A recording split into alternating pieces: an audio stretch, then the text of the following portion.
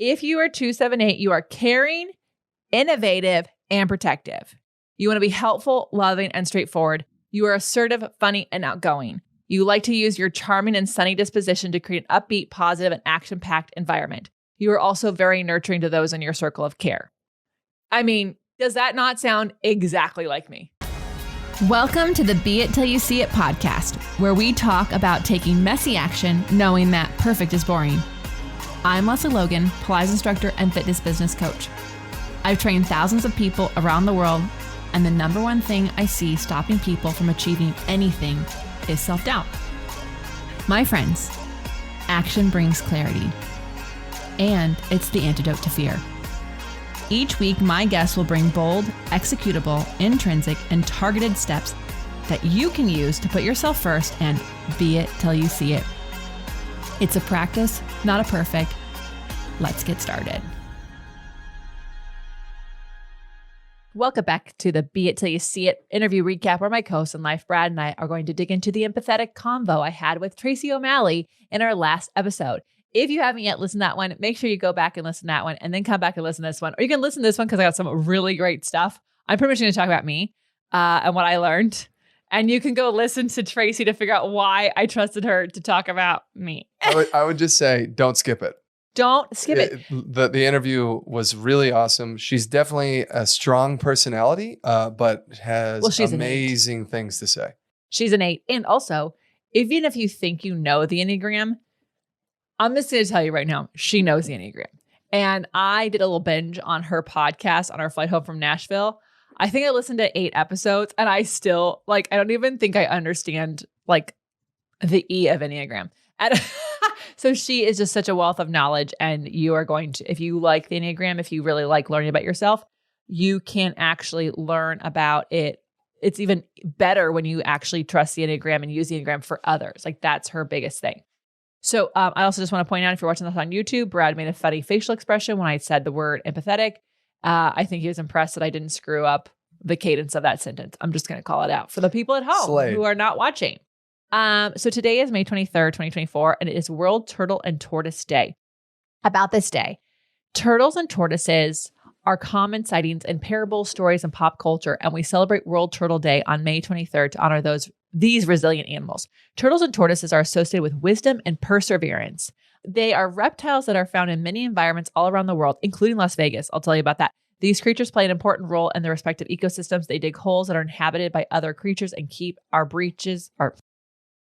those breaches clean. They keep our beaches clean by feeding on dead fish that wash up on the shores. They maintain an ecological balance, and therefore it's important to conserve these gentle animals. Our neighborhood has several tortoises, and one of our neighbors has 3, and they've had them for 30 years. Yeah. And when they got them, they were the size of a quarter or something like that. And they're huge. And when our dogs are on a walk, on the occasion that they spot them, it is that our dogs are like, what is that creature? What is happening? Huh. Our neighbors just let their tortoise walk around. They have a fenced in front yard. Yes. And they let it walk around in the front yard. Yes. And then occasionally, especially during the pandemic, it was really fun. My Facebook group, it's there's a tortoise in my backyard. Is this anyone's? And check so-and-so, and they tag so-and-so. Nope, got mine. Is this the O'Malleys? It's so funny. Oh, nope, got mine. Well, now it's on. I mean, this turtle, or tortoise moved quickly. It got from backyard to backyard. So at any rate, go celebrate a tortoise or a turtle today. All right. We are getting super close to the OPC summer camp. It is June 1st and 2nd. It is not too late to buy tickets. So you want to get your tickets and join us live. And if you can't join us live, you can get the replay for life. Yeah. But it is really cool. Early Bird is literally closing in 2 days. 2 days. 2 days. Dias. So if you are listening to this in 3 days after, first of all, you should listen to it when it comes out. Just saying. I'm just going to call you out right now. Yeah. No. OPC. Go to opc.me/events. That's plural. opc.me/events. And pick up your summer camp tickets. To be quite honest, the day pass is where it's at. Yes. Because you're going to save up to 56%. Yes, and There's a day pass for each day, so pick up both. We have incredible, like we have Katie Donnelly who's doing a pre-postnatal workshop. So if you are a Pilates lover who's going to get pregnant or wants to get pregnant, it's a great one. If you are a Pilates teacher who teaches anyone who's going to get pregnant, like it's a really great informative course on how the Pilates practice can be supportive for the pre-postnatal and specifically birthing. And then we also have a pelvic floor mat class, and that is so cool. I'm so excited to have Erin Donahue doing that. We have a breast cancer mat class. We have a Tower of Power happy hour with Lisa. We have one for hypermobility. We have some one nerdy. ones. We're going to nerd out on the long stretch with Rachel. We're going to happy hips with Yasmin. I just have to say, Brad, you've totally missed it, but like Heather's promotion, Heather Ingram, who's doing the breast cancer empower mat. She is like, got hips, take this class. Got knees, take this workshop. Got this. I died laughing. Brilliant. Anyways, you guys, there's something for everyone. And yours truly is teaching a ladder barrel workout. Yep, you can do a 50-minute workout on the ladder barrel. Want to find out how? Because I'm doing it. Join me. So that's opc.me/events, plural. And then we are actually probably, when this comes out, have already probably announced the actual stops for our summer tour. I'm going to be honest, they're already pretty much locked in for summer tour, but it's around the corner. And so if you want to make sure you hear about our summer tour, there is a wait list that we send out to, but Brad knows that link and I don't. At any rate, we are going to do the Midwest. It's actually what? opc.me/event singular. Really? So events plural takes you to the summer camp page. Event singular takes you to the wait list. May I just suggest like opc.me/tour? Yeah. We're going to do that. Yeah. We should just change that right now. That doesn't make any sense. At any rate, we're going to the Midwest, and I heard some people say, oh, I don't know, the summer in Milwaukee, people go to the shore. Guess what? I'm coming to Milwaukee in the summer. I'm not coming in the winter. You can guess why. So, plan accordingly. And then lastly, we are about to open up the applications for Elevate, my mentorship program. I can only take 12 people in that group. And if you want to be one of those 12, then you want to go to lesleylogan.co/Elevate. I think it's EW for the wait list. EW for the wait list. You're right. But you can go to Elevate as well. You can read up on it. But EW is the wait list, and people on the wait list are the ones who get the information on how to apply. So, do that. Okay. Before we get into Tracy's epicness, what is today's audience question? All right. We got ElliCam90 on Instagram says, hey, how to learn cueing skills? So she's clearly talking about Pilates teaching, y'all. Yes. So if you're a Pilates teacher, this is for you. There's this I don't know, there's obsession with the word cueing. Like, what's the cue for that? How do you best cue for that? How do you best do this? And I just want to actually say to you, very few percentage of the population are auditory learners. So it doesn't matter how amazing your cue is. They can hear it. They can understand the words coming out of your mouth, but applying it into their body is going to be challenging. Yep. And so what I actually teach and Elevate is not cueing skills, but seeing with your eye skills so that you can see what's going on in a body. You can ask them to do something for you. So Joseph Pilates would actually not cue you. That was another thing he did. He would tell you what to do. I would call it a direction. He would give you a direction of what to do, right? And so he would tell you what to do. He would never tell you what not to do. That's not a cue either. He would tell you what to do. And so if you can't do it, if I were to say reach your arms on your back, I don't know, that's what we're talking about. But let's just say I would say that. Your shoulders on your ears, and I would ask you to put your shoulders on your back. If you didn't do it, it's not that you didn't hear me. I don't need to repeat myself. I could even use my hands to put my hands on your back to tell you what I want. That's going to be good for a kinesthetic learner. If you can't do that, it's not a cue you need. It's an exercise you need to correct what is missing from your body. And so that's really important to me because I think a lot of teachers are literally going crazy bananas trying to figure out all these cues. People are literally buying cues from people. Like, here's all my cues for the long stretch series, and they're selling them. I'm all about making money. So do it. You do you if you want to sell them. But for those of you who would be buying them, let me just tell you, zip your lips, use your eyes, and ask yourself, what do they need? And whatever they need is the exercise you need to give them. And they're going to think you're a fucking genius. Well, have you ever asked someone, you pointed at somebody's muscle and said, turn this on. Right? And they can't. Right? That's often what cueing is like. because they don't know how to connect to it. Yeah. So like you might be explaining it. Brad's not a teacher. They're like, hey, I get what you're saying, but it's still not doing it. Yeah, because Brad is a client, right? Brad does a Pilates as a client. He does yoga as a client. He's been in many a yoga class where they're cueing. If you want to do this, you can do this. If you want to do this, you can do this. And he's hearing it. Right. Can't apply it. And then he's distracted because he's trying to figure out what the hell you said. But then you moved on to something else anyways. Well, there's that too. I mean, if the cues get too complicated, then you're like, what are you saying? And then we've already moved through it. But I often laugh because, there were moments where I turned to my teacher after like years of being in the practice. And I was like, dude, how come you've never said that before? And he's like, I say it every week. What are you talking about? Yeah. It was the first time that I was able to turn on the thing or connect the dots in my own body, feel it, and then associate that feeling with what he was saying.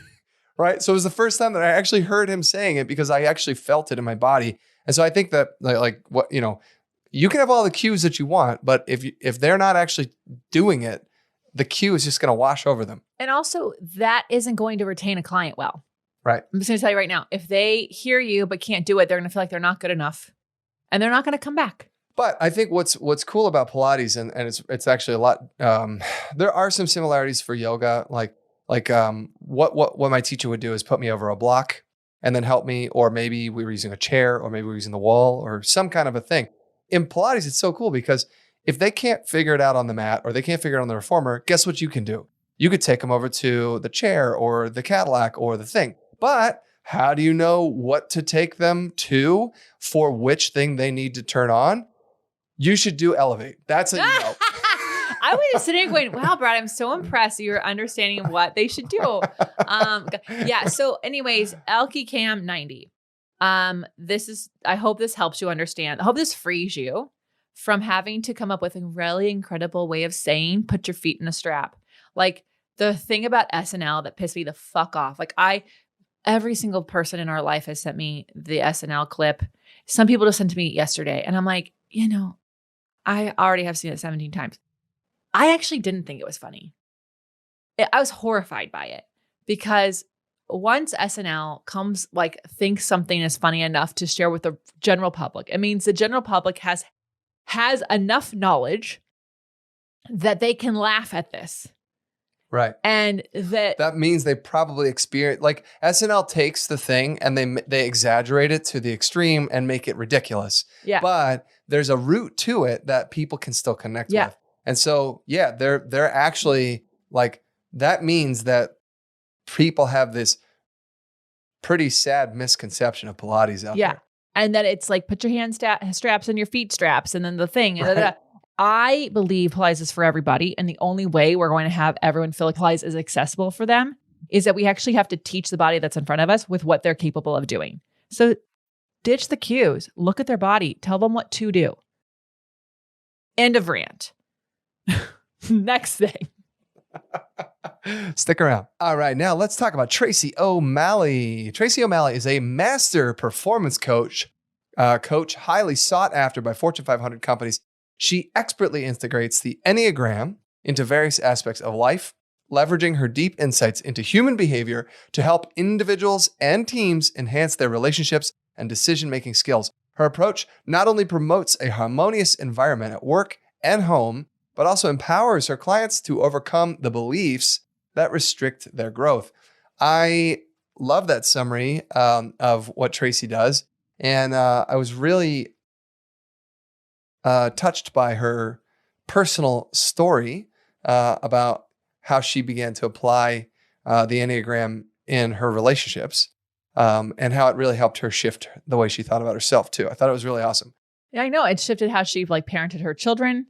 It shifted how she led teams, and she helped people make tons of money based on what their Enneagram style is. That's right. And that's so cool because, again, this is going back to the QAing. Yeah. Right? Like how she's directing a team.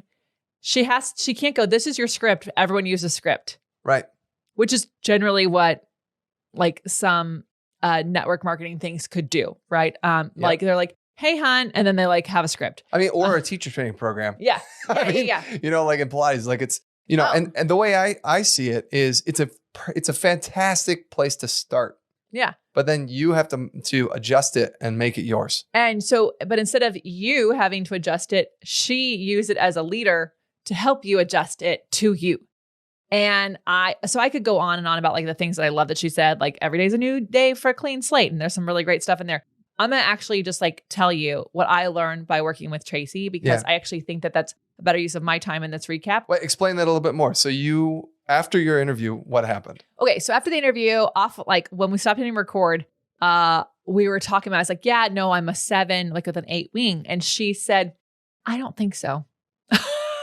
And you have to understand, Tracy and I have already done a couple calls and some emails back and forth. Okay. Just calls. Like Jake Kelfer was the person who suggested she be on the show. We emailed back and forth and we got on a call. It was supposed to be 15 minutes. It took 45 minutes. So like we did have like a conversation. So where she could, deep dives. Whereas she's so clearly good at this, she could like evaluate a lot of the ways that I was expressing things and telling her like how we work and all the stuff. Anyways, then we did that interview. And she said, I see the 7 and 8, but I don't think that that's your primary number. Interesting. So I actually did her blueprint, which we have the link for you to use in the show notes. You'll want to click our link and then you'll want to use beit in the coupon code area so you can get a discount on her blueprint. Yeah. So click a link in the show notes to let her know that we sent you. Okay. And then use the coupon during checkout to actually apply the discount. Yeah. So here's the But it explains what a 7 means and an 8 means. Yes, but also I'm not. Well, that's not my point. My point is if you're listening to this and you're like, what the fuck are they talking about?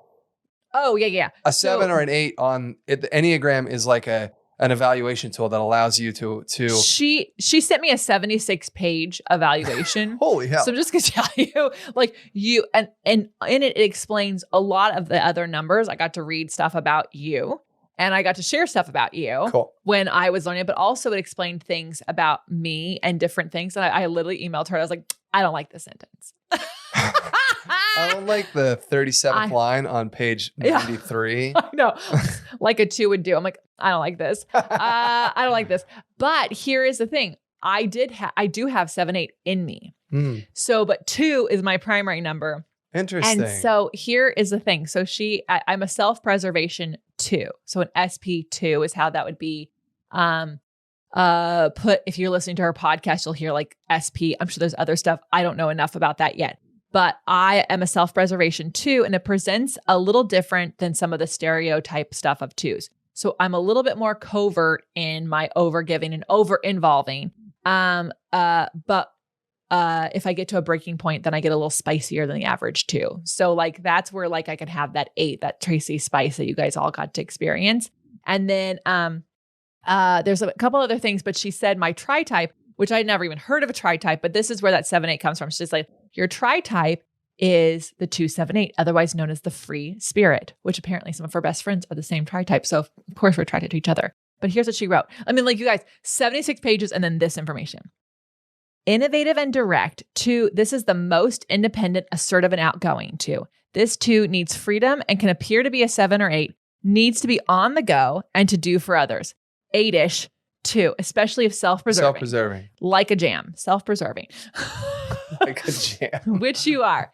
If you are 2, 7, 8, you are caring, innovative, and protective.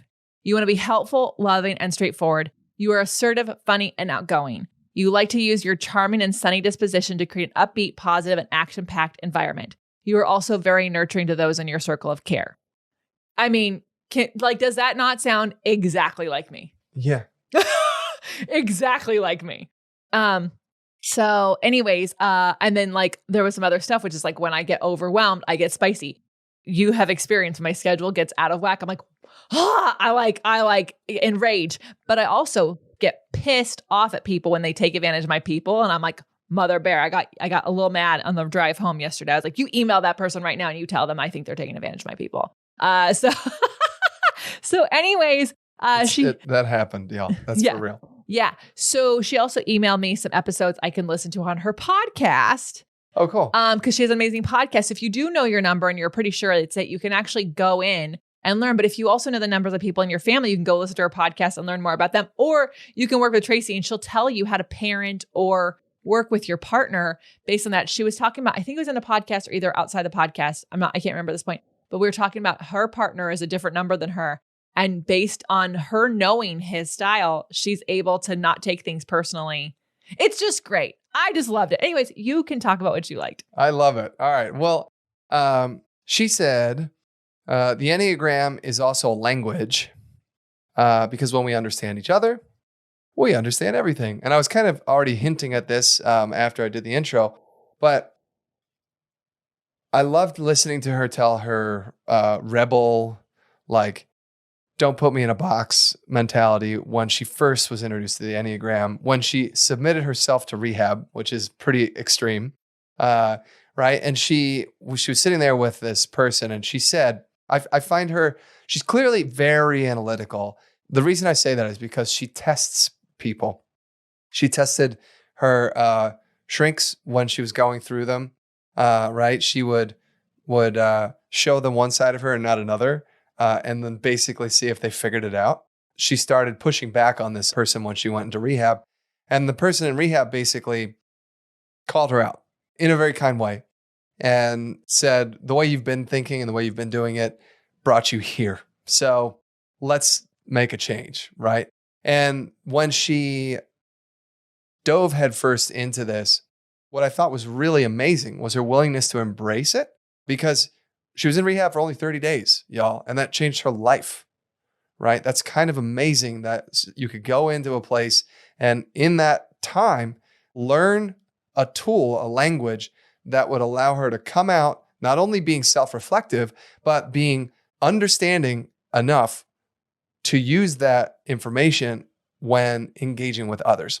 So that was really impressive to me. But the way that she used it as a language was, she came home and she realized that basically her children, she was definitely trying to educate them, guide them, teach them, parent them in the way that she is, only the way that she is. And it was her way or the highway. And when she came with, back with this, equipped with this tool, the Enneagram tool, it gave her this different perspective of what would connect best with my child. If I can understand how they can think, then I can understand what to say or put in front of them that is going to empower them to do the thing that I'm trying to teach them to do. And so she made this dramatic shift, and that's how the Enneagram became a language for her. I think that's amazing. She said, when we understand each other, we build credibility and trust, and we build a culture that is bulletproof. And obviously in that case, she's talking about executives leading a team. But in that same vein, she also led by example, right? Because she started in network marketing. She built a team of over 100,000 people.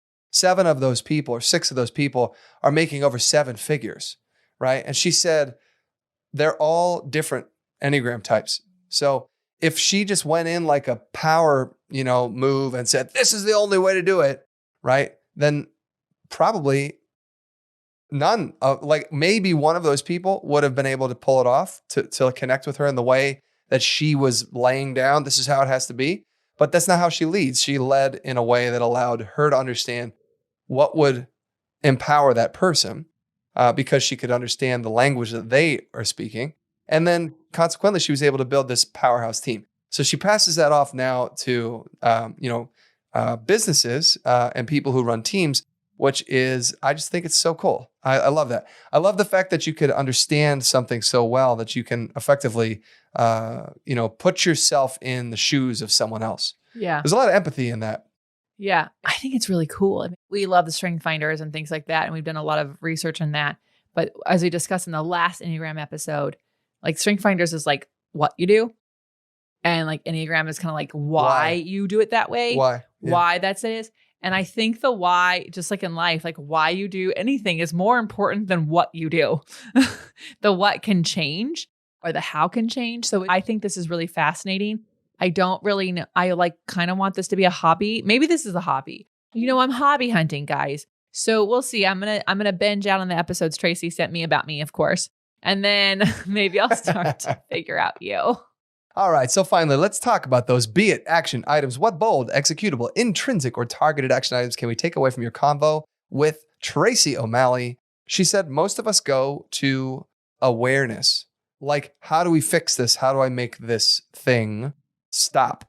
And she's talking about behaviors, right? And we go from awareness to action, but we skip the most important step, right? So I was trying to think of an example and nothing was coming to me right there, y'all. So sorry about that. But the idea is this. We come in with this idea of what we need to fix. So then we learn about the thing that we need to fix, right? And then we just try to go fix it. And what she's saying is that we're missing the most important step, which is acknowledgement. And I thought this was really powerful. She said, this is the acknowledgement phase is where we connect the dots. And the Enneagram can help them connect those dots faster. But we need to be able to reverse engineer how we got here and the behaviors that we have to work out, right? And she was talking about her 50 years. And when she first started looking at this was 10 years ago. So 40 years of her, inner self, like doing it the way that she was doing it before she decided that there was some kind of change that needed to happen. But instead of just going and implementing that change, she was reflective. And that, I think, is that acknowledgement. So when you find the answer, it's great to go and execute that answer. And we're all about taking messy action. And we definitely agree with that. But what Tracy's arguing here is, how did you get to where you are? Now that you understand what you need to go do, acknowledge that you are where you are today. And there is some reflection that will be beneficial. Yeah. Yeah. So, okay. Do you guys probably don't know this, but we actually tell people about their beit action items, like what they can suggest and what they can't suggest. And we actually say, like, if you're going to tell them to journal, you have to tell them what to journal. Mm-hmm. And Tracy went above and beyond on that. So here's what you're going to do. I know my beit listeners, you guys all have a bunch of journals that you bought because they're pretty and they're sitting there and you've written nothing in them. So you're going to take one of them and she wants you to divide it in 3 sections based on age. So like you can literally, don't do 3 pages, like literally put a bookmark or somehow identify 3 sections. And she wants the first section to be age 0 to 7. The second section is age 8 to 13. And the third section is 14 and up. And then she says, like, go on a 5-minute technology-free walk every day as time for you to develop an internal dialogue with your inner child. And so then when you come back from your walk, you can actually start to unpack your timeline. And so as you have memories from having that internal dialogue, you can go put them in the sections and kind of get them on paper. And she says this will help you acknowledge and understand different patterns and transform potential weaknesses into strengths. And she emphasized that the inner work is never truly done and should be an ongoing effort. So I thought that was a really unique way to think about journaling and to like get those thoughts that just like stick around in our head, swirling around, and like kind of get them somewhere where you can actually like see them and start to see and recognize the behaviors that are coming up through your life and how they keep coming up. And so that's the only way to do the inner work. Like I love when I hear people on the hills or whatever, some sort of podcast, like, I've done my inner work. I've worked on my inner child and I'm good now. It's like, red flag, you are not done. So, all right. Who is going to go do their Enneagram blueprint? I want to know. Raise your hand. I'm telling you. Tell us on the pod. Tell us on the pod. DM us. Send us Leave what your a number comment is. on YouTube. Yeah. Tell us what you came up with. And like, it's super thorough. And I really found this to be really fascinating because it's not just about me. It's about how I can work with the team. So now I want to know everybody who I deal with on the team's information so I can understand how to motivate them better and how to get them to do the thing that they want to do better. Anyways, that might take me years because obviously it's a lot of information. But until then, I'm Lesley Logan. And I'm Brad Crowell. Thank you so much for joining us today. How are you going to use these tips in your life? Go check out Tracy O'Malley's podcast. Check out her Enneagram. Use the Beit Pod. Or click the link below in the pod notes and then use Beit Pod there and check out. Yeah. And until next time, be it till you see it. Bye for now. That's all I got for this episode of the Be It Till You See It podcast. One thing that would help both myself and future listeners is for you to rate the show and leave a review. And follow or subscribe for free wherever you listen to your podcast. Also, make sure to introduce yourself over at the Be It Pod on Instagram. I would love to know more about you. Share this episode with whoever you think needs to hear it. Help us and others be it till you see it. Have an awesome day. Be It Till You See It is a production of the Bloom Podcast Network. If you want to leave us a message or a question that we might read on another episode, you can text us at +1 310 905-5534 or send a DM on Instagram at beitpod. It's written, filmed, and recorded by your host, Lesley Logan, and me, Brad Crowell. It is transcribed, produced, and edited by the Epic team at Diseño.co. Our theme music is by Ali at Apex Production Music, and our branding by designer and artist Gianfranco Cioffi. Special thanks to Melissa Solomon for creating our visuals. Also to Angelina Herrico for adding all of our content to our website. And finally, to Meredith Root for keeping us all on point and on time.